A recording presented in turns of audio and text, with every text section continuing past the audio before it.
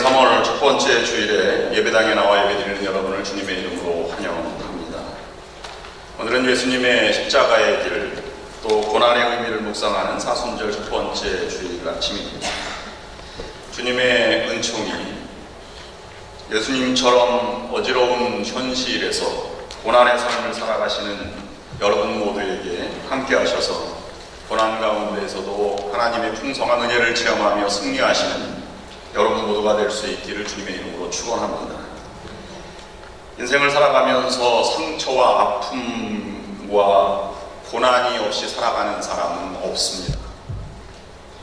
과거에 아픔과 상처가 있든지 아니면 지금 고난의 길을 걸어가시는 분이 있든지 모두가 남이 알 수 없고 또 알아주지 않는 그런 아픔을 가지고 살아가게 됩니다. 그런데 그 아픔을 대하며 살아가는 모습은 각자에 따라서 전혀 다르게 나타나게 됩니다.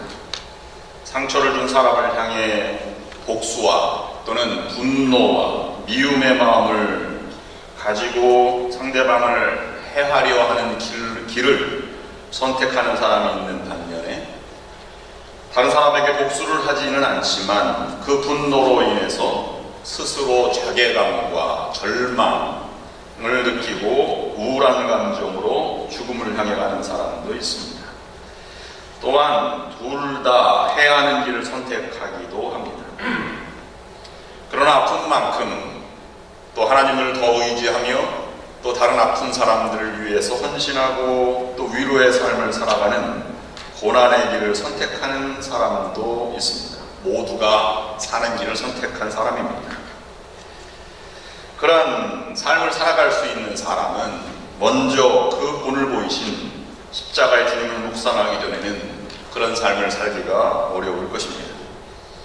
올해 우리 교회의 큰 표어가 부르심을 받은 성도라고 하는 이름 아래 또 실천 목표는 참된 예배자, 복음의 증인, 작은 예수 이렇게 정하였습니다.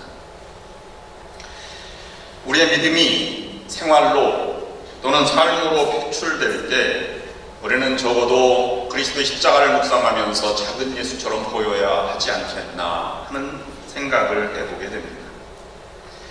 예수 그리스도를 인생의 주인으로 모시고 이 땅에서 작은 예수가 되어 살아가는 자에게 적어도 이 사순절 7번 맞이하는 주일은 우리에게 그 성품이 무엇인지, 작은 예수의 마음이 무엇인지를 묵상해 나아가고자 합니다.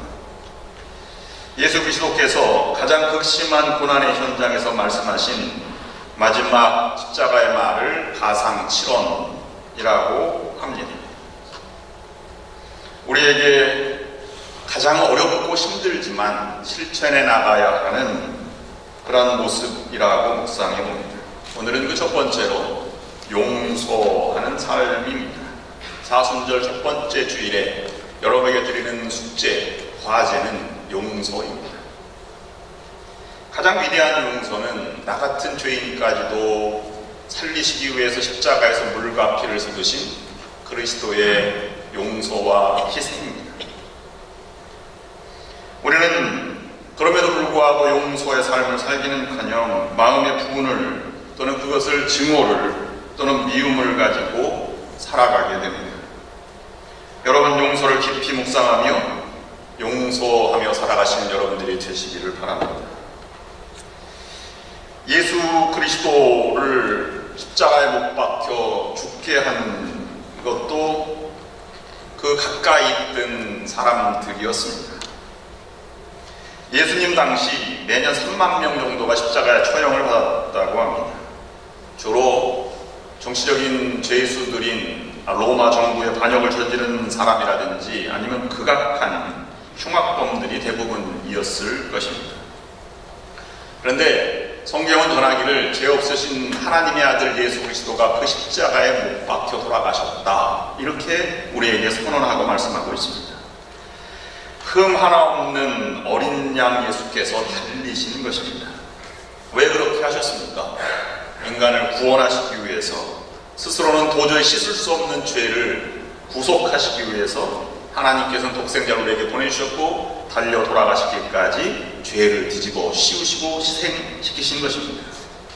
우리가 마땅히 받아야 할 형벌을 대신 하나님의 아들이 받게 하신 것입니다. 그래서 이사야 53장 4절 5절 말씀은 이렇게 기록하고 있습니다. 그는 실로 우리의 질고를 지고 우리의 슬픔을 당하였거늘 우리는 생각하기를 그는 징벌을 받아서 하나님에게 맞으며 고난을 당한다 하였노라. 그가 찔리는 우리의 허물을 인하며 그가 상함은 우리의 죄악을 인하니라. 그가 징계를 받음으로 우리가 평화를 누리고 그가 채찍에 맞음으로 우리가 나음을 입었도다. 십자가에서 피 흘려 돌아가심으로 우리가 용서함 받아 또 살게 되었습니다. 십자가 없이는 그러므로 하나님의 용서함과 사랑을 알 수 없습니다. 오늘 용서를 비는 예수님의 기도, 물론 십자가 위에서 얼마나 많은 말씀을 하셨는지 기록에 나와 있지는 않지만 적어도 성경에는 7마디를 기록하였다고 기록하고 있습니다. 여러분, 오늘 첫 번째, 아버지여 저희를 사하여 주옵소서, 자기가 하는 것을 알지 못함이니이다. 이 짧은 말씀이 사도 바울에게도 스데반에게도 연결이 되었습니다. 지금 십자가 위에서 주님은 용서의 기도를 하고 계십니다. 여러분 가운데 이웃들에게 오해를 당하고 때로는 거절을 당하고 또한 비판과 냉대를 받으며 고발을 당하고 억울함이 있다면 어떻게 그들을 용서할 수 있겠습니까? 내게 마음의 상처뿐만 아니라 인생을 파멸로 몰아가는 결정적인 상처를 남기고 떠났던 사람들이 있다면 어떻게 그를 용서할 수 있겠습니까? 지금도 우리 주변에는 용서받지 못해 고통을 겪는 사람들이 얼마나 많이 있으며 용서할 수 없어서 도저히 용서할 수 없어서 괴로워하는 사람들이 또한 얼마나 많이 있습니다. 오늘 아버지여 저들의 죄를 사하여 주옵소서, 저들은 자기가 하는 일을 알지 못함이니이다. 이 짧은 용서의 외침, 절규, 예수님의 말씀 가운데 저는 용서의 4가지를 묵상하고자 합니다. 여러분도 한번 그것을 어렵고 힘들지만 실천해 가며 하나님이 주신 숙제를 풀어나가시는 여러분들이 될 수 있기를 원합니다. 첫 번째는 용서는 보복하는 길을 버리고 화해하는 것을 선택하는 것입니다. 용서는 보복하는 길을 버리고 화해하는 길을 선택하는 것입니다. 저는 이것을 우리는 용서한다, 그냥 봐주지 뭐 괜찮아 이렇게 얘기하는 차원이 훨씬 더 성서적인 용어로는 넓고 깊다고 묵상하였습니다. 그래서 기독교 성서에서 말하는 용서는 아량으로 베푸는 용서가 아니라 내 삶을 전체로 이해해서 드리는 처절한 용서가 진정한 용서이다 하는 것입니다.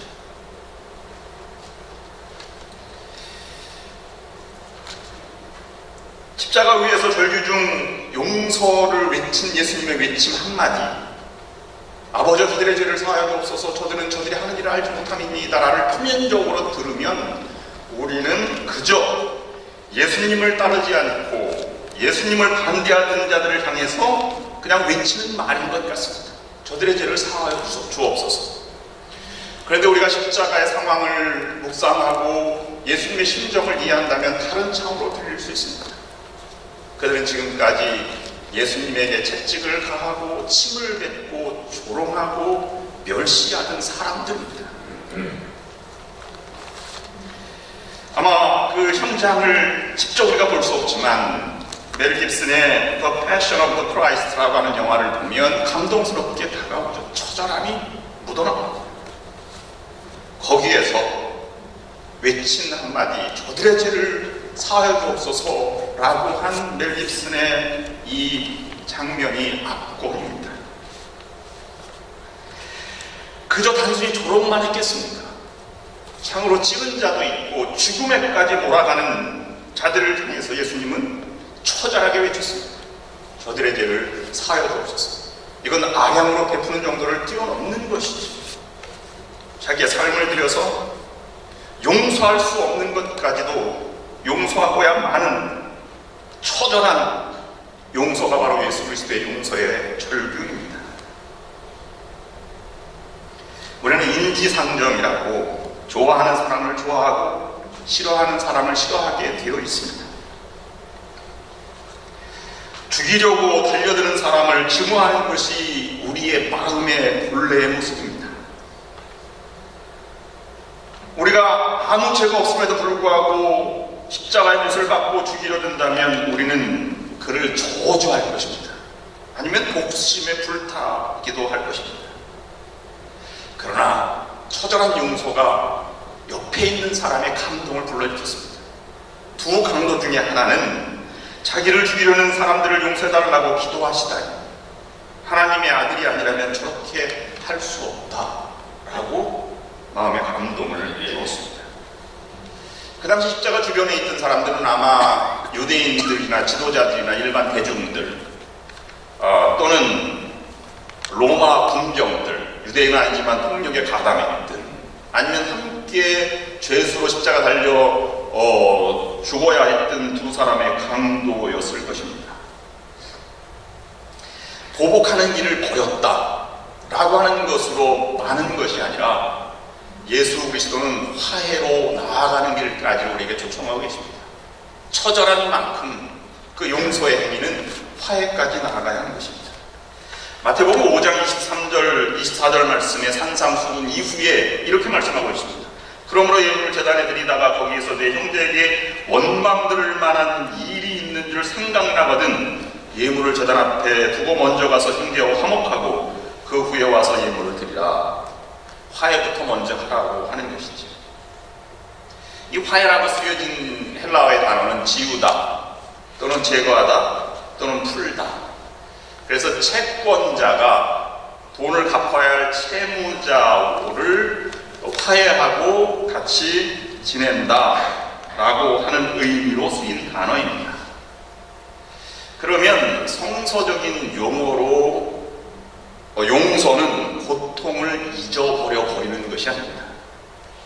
누군가로부터 받은 상처나 아픔이 마치 일어나지 않았던 것처럼 감추고 하는 말이 결코 아닙니다.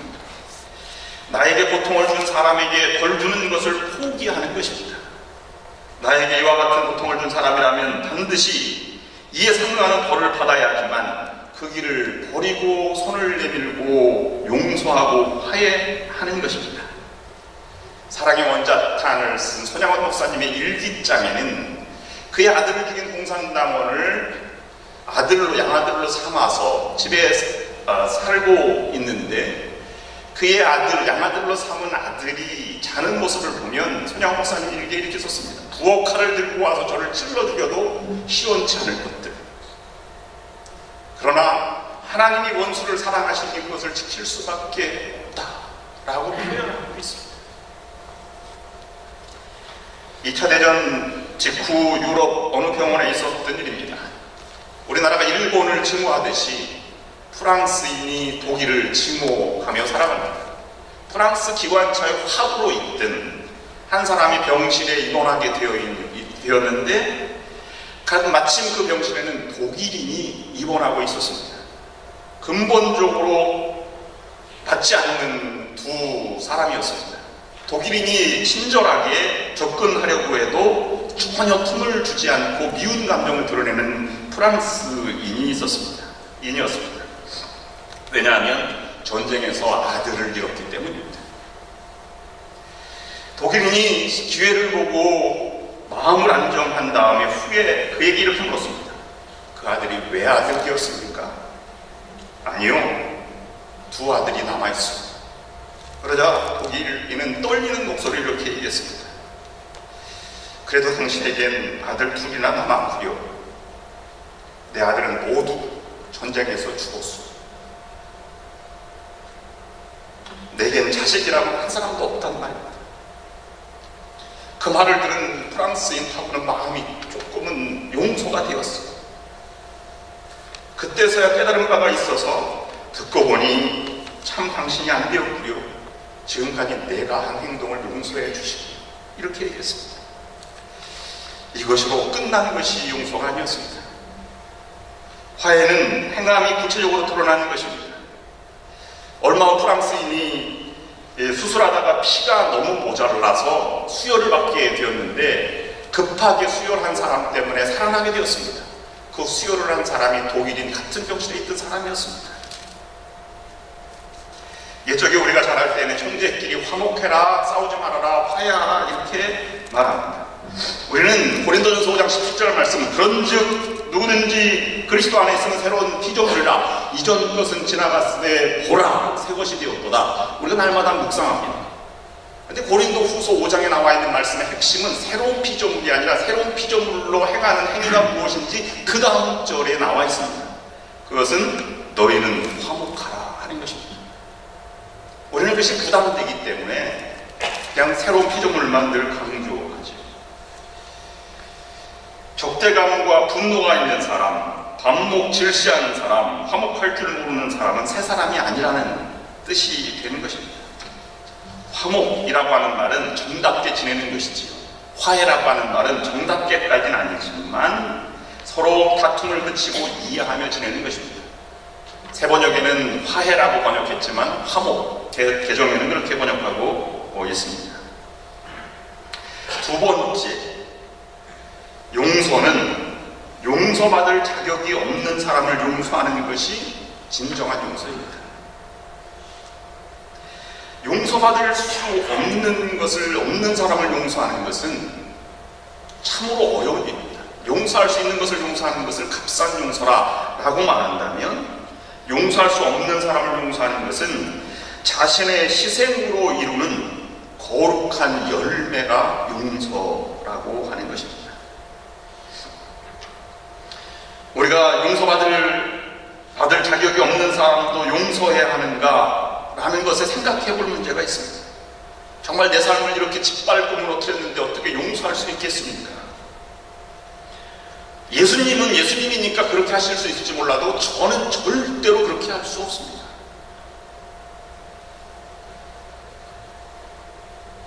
우리는 이런 단순한 것으로, 단순한 논리로 이렇게 포기하고 맙니다. 넓게 보면 수천 명을 기하로 죽게 한 김정은을 어떻게 용서할 수 있겠습니까? 아니면 세계 공포의 도가니로 몰아넣는 IS, 이슬람 국가의 이 테러를 어떻게 용서할 수 있겠습니까?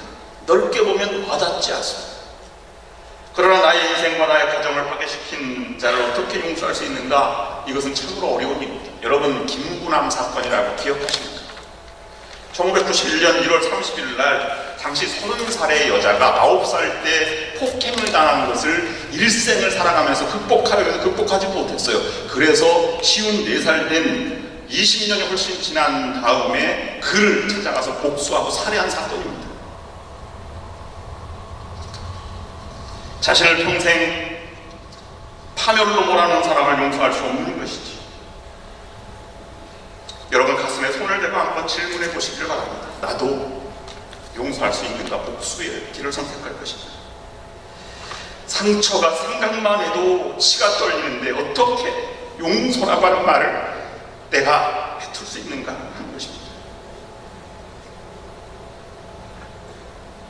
하나님, 이 사순절기는 그러한 것도 배우는 계절입니다. 예수님을 생각해 보십시오. 그들 주변에 조롱하고 멸시하고 찌르고 해야 되는 자들이 용서를 구했습니까? 용서받을 만한 자격이 있었습니까? 전혀 그렇지 않은 사람들입니다. 그러나 그 하나님의 아들이, 무고한 하나님 아들이 그렇게 용서할 수 있었다면 세상에 용서받지 못할 사람은 없는 것입니다. 여러분 스스로 용서받을 수 없는 사람이라고 그를 판단하지 마십시오. 하나님이 용서할 수 있다면 우리도 그 하나님 마음을 닮아가는 것이 작은 인수가 되는 길입니다. 우리는 내가 용서받는 것에 대해서 굉장히 많이 아량을 베풀지만 나에게 해를 가한 사람에게는 차를 아량을 베풀지 않는 경향이 있습니다. 그래서 용서받은 것에는 감격하는 경우도 있지만 용서하는 것에 대해서 행위를 내가 가서 용서해 주는 것에 대해서 인색한 경우가 많이 있다고 하는 것입니다. 여러분, 이 기독교 용서를 다룬 영화 가운데 칸느 영화제의 작품상을 받은 미량이라고 하는 영화를 보면 이거 잘 나타내고 있습니다. 우리가 그리스도인들이 바로 이와 같은 것을 극복해 나가야 하지 않을까 하는 교훈을 주는 것이지요. 남편이 죽자 고향 땅 밀양으로 내려와서 살죠. 그 여인의 이름이 시내입니다. 근데 고향 땅에 내려와서 유괴범에게 잡혀 다시 돌아오지 않는 아들을 잃어버리고 말이죠. 시내는 예수님을 믿고 복음에 굴복하고 그리고 신앙생활을 열심히 해나가는 가운데 이 유괴범을 용서해 주어야 되겠다라고 생각을 감동을 줘서 면회를 신청해서 유괴범을 만났습니다. 유괴범을 만났을 때 수염도 깎고 단정하게 한 모습, 나오는 모습 보고 시내가 약간 좀 이상하게 생각을 하죠. 그래서 마음을 가다듬고 예수님 믿고 당신을 용서하러 이곳에 왔습니다. 그렇게 얘기했더니 유괴범은 이렇게 말합니다. 아, 그러십니까? 사실은 나도 이 교도소에서 예수를 영접했습니다. 그런 예수님이 내 죄를 다 용서해 주셨습니다. 라고 밝게 웃는 거예요. 내 마음이 이렇게 편한 줄 몰랐습니다. 이 말을 듣자 시내는 마음이 뒤집어지기 시작했습니다. 세상에 내가 아직도 고통 중에 있는데 어떻게 내가 용서하지 않았는데 용서를 할 수 있단 말인가? 어떻게 이렇게 뻔뻔스러운 모습을 보이는가?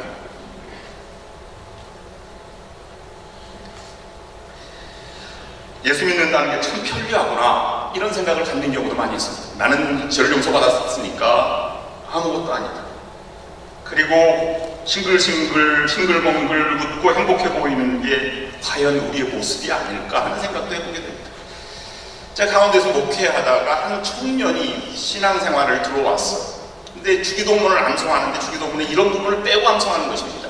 우리가 우리 죄를 용서한 것 같이 우리 죄를 용서하여 주옵시고 하는 말은 가만히 있다가 그 다음에 하는 거예요. 그래서 왜 그러냐라고 물어봤더니 내가 죄를 용서받았는데 더 이상 나는 죄인이 아닙니다. 내가 살인을 저질러도 죄인이 아닙니다. 그래서 제가 물어봤습니다. 너 구원까지?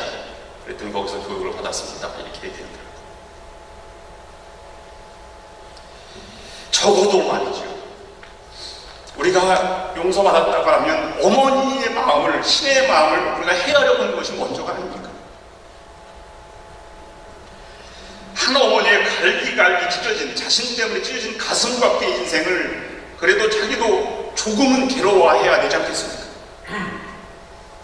적어도 섭섭하게 나오지는 못하더라도 이 어머니가 당한 아픔의 1000분의 1, 10,000분의 1도 안 되지만 지금 괴로워하고 있습니다. 그렇게 말할 수 있어야 되지 않겠습니까? 이 제가 지은 죄는 정말로 용서받을 수 없습니다 라고 통곡해야 되지 않겠습니까? 예수 그리스도의 이름으로 당신을 용서합니다 라고 말했을 때 내가 정말 용서받을 수 있는 사람입니까? 라고 되물어야 하지 않겠습니까? 어쩌면 그렇게 뻔뻔스러운 모습을 가지고 있는 것이 우리들의 삶의 모습은 아닐까 하는 생각을 해보게 됩니다. 용서는 자신의 희생의 터우에 이루어지는 거룩한 열매입니다. 결코 값싼 용서가 아닙니다. 세 번째, 그 사람이 깨닫지 못하는데 내가 용서해도 소용이 있겠습니까? 라는 물음이 있을 수 있습니다. 깨닫지 못해도 용서하는 길이 사는 길이고 주님이 보여주시는 길입니다. 오늘 본문 속에 나와 있는 모습들을 보면 능멸하고 불행하는 사람들은 그들의 죄를 깨닫지 못했습니다. 기세등등하게 나아가게 되는 것이죠. 예수님은 산상수훈에서 나는 너에게 이르노니 너희 원수를 사랑하며 너희를 핍박하는 자를 위해서 기도하라 라고 말하고 그 말씀을 받은 로마서에서 사도 바울은 내 사랑하는 자들아 너희가 친히 원수 갚지 말고 진노하심에 맡기라 기록되어서 내 원수 갚는 것이 내게 있으니 내가 갚으리라고 주께서 말씀하셨습니다 라고 하셨어요.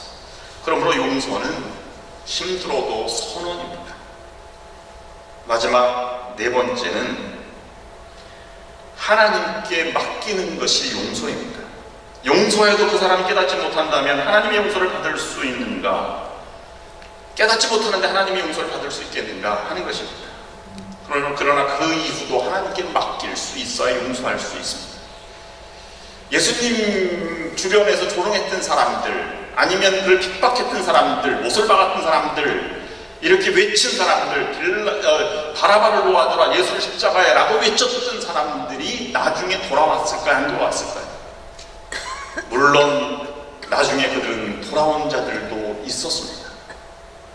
사도행전 2장부터 4장까지 보면 베드로가 설교할 때 많은 유대인들이 회개하고 돌아왔다고 했는데, 십자가 사건 직후이기 때문에 그들 중에는 그 십자가 현장에 있던 사람들도 있었을 것입니다.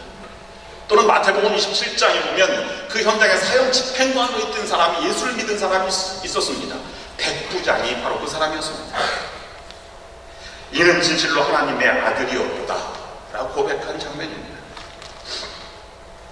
여러분에게 묻습니다. 우리에게 길이 있습니다. 첫 번째 절규가 우리에게 용서의 삶을 가르쳐주고 있습니다. 여러분, 마음의 평화와 진정으로 사는 길을 위해서 어느 길을 선택하시겠습니까? 조건 없이 하나님께 전적으로 맡기며 처절한 용서, 희생의 터 위에 세워진 거룩한 열매를 거두는 그러한 용서를 향해서 나아가는 것이 진정한 십자가의 용서의 삶의 모습입니다. 30살의 총리가 되어서 형제들 만났던 요셉은 형들의 어떠한 사과나 회개를 요구하지 않았습니다. 그냥 앞에 있는 것만도 감사하고 하나님이 이렇게까지 우리를 인도하셨다는 것에 만족한 삶의 고백, 믿음의 고백을 드리게 된 것입니다. 사랑하는 성도 여러분, 이번 사순절 신앙의 숙제는 바로 용서입니다. 용서만이 생명의 복음을 전하는 귀한 일꾼으로 우리가 나아가게 될 것입니다. 그런 자만이 진정한 은혜와 평강의 삶을 살아가게 될 것입니다. 힘들지만 여러분, 용서하는 삶을 통해서 항상 그리스도의 은혜가 넘쳐나는 여러분들의 삶이 될 수 있기를 주님의 이름으로 축원합니다. 기도하시겠습니다. 하나님 아버지, 십자가 위에서 외치신 절규 용서를 묵상하였습니다. 정말로 힘든 복수의 길을 선택하지 않고 처절하지만 용서를 선언한 예수님을 우리가 묵상해봅니다. 또한 모든 것을 맡기고 조건 없는 용서의 삶을 살아가는 모습을 통해서 우리도 용서의 삶을 통해서 진정한 마음의 평안과 하나님의 나라가 확장되고 감동을 주는 믿음의 삶을 살아갈 수 있도록 인도하여 주시옵소서. 예수 그리스도의 이름으로 기도드립니다. 아멘.